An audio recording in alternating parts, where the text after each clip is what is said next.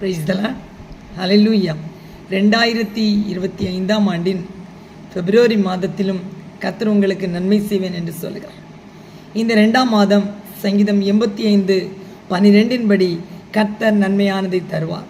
As the Lord will give what's good. கர்த்தர் நன்மையானதை மட்டுமே தருவார். Act 10:38 says that he went about doing good for God was with him.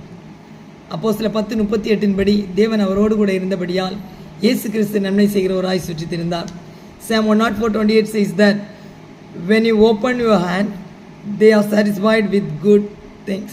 நீருடைய கையை திறக்க அவைகள் நன்மையால் திருப்தியாகும் என்று சங்கீதம் 104:28 சொல்கிறது.